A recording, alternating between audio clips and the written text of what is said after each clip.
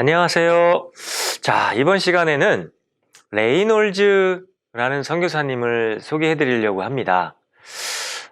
레이놀즈 선교사님은 미국의 버지니아주에 있는 햄펀 시드니 대학의 히브리어 학과를 우등생으로 졸업을 하셨어요. 참 희한한 일이죠? 조선은 하나님이 수석, 우등생 아니면 안 보내셨던 것 같아요.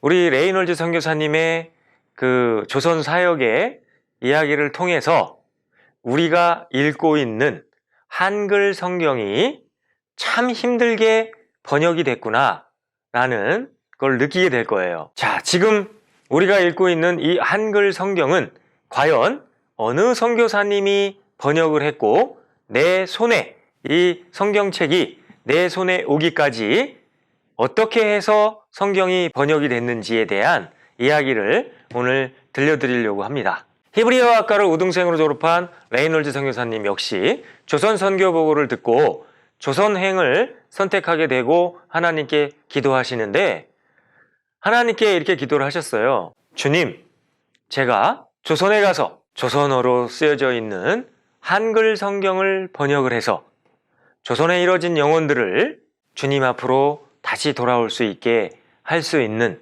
주님의 도구로 사용해 주세요. 이렇게 기도하시고 우리 레이놀즈 선교사님도 조선으로 건너오시게 된 거죠.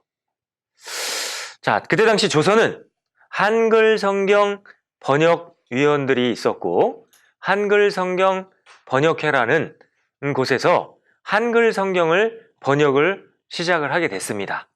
그런데 이 한글 성경은 선교사님들이 조선에 들어오시기 전부터 15년 전부터 1870년대에 존 러스라는 선교사님이 만주와 일본을 오가며 번역을 하고 계셨던 거예요.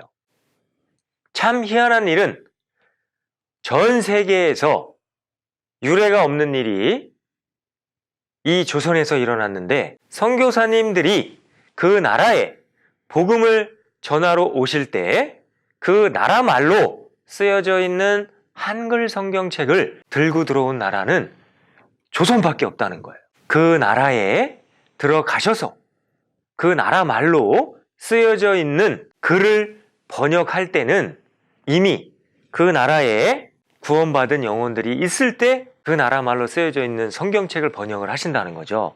그런데 조선은 이미 선교사님들이 들어오시기 전부터 10년 전, 15년 전부터 이 존 로스라는 선교사님이 스코틀랜드에서 오셨는데 번역을 먼저 하신 거예요.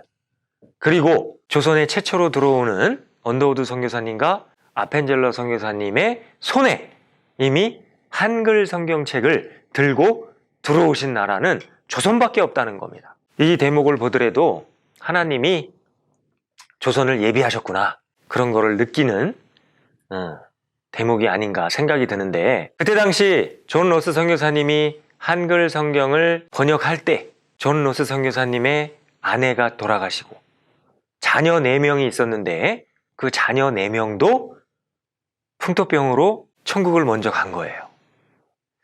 그럼에도 불구하고 존 로스라는 선교사님이 먼저 이렇게 초석을 다지고 한학자 이수정 씨와 함께 만주와 일본을 오가며 한글 성경을 번역하신 거예요. 그런데 레이놀즈 선교사님이 조선에 오신 이유는 신약 성경 쪽에 좀 틀린 데가 발견이 된 거예요. 그래서 언어의 은사가 있고 언어에 아주 능통한 선교사님을 초빙해야 되겠다 해서 우리 레이놀즈 선교사님이 조선에 들어오신 거죠. 자, 이 레이놀즈 선교사님이 조선에 들어오셔서 신약 쪽의 성경을 보니까 조선 말이 너무 어려운 거예요. 예를 들면 요한복음 14장 6절 말씀에 예수께서 가라사대 내가 길이요 진리요 생명이니 나로 말미암지 않고는 아버지께로 올 자가 없느니라.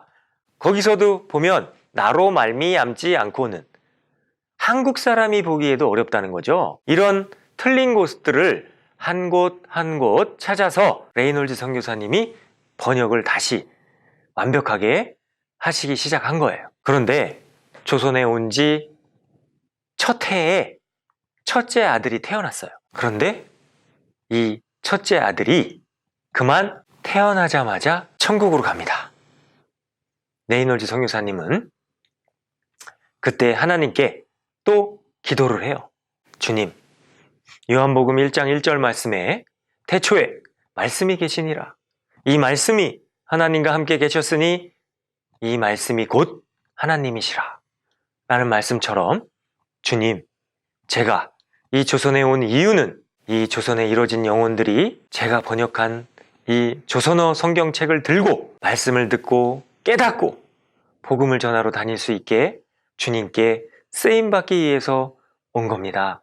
주님, 제가 이 한글 성경 번역하는 일을 포기하지 않고 끝까지 할 수 있도록 제 믿음을 붙들어 주세요.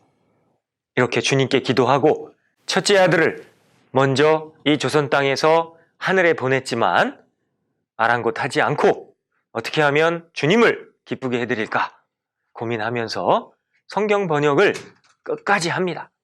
드디어 1911년도에 한글 성경 전서 66권이 완벽하게 번역이 됐고 토시 하나 틀리지 않고 현재 우리가 읽고 있는 이 한글 성경책이 완벽하게 번역이 된 거죠.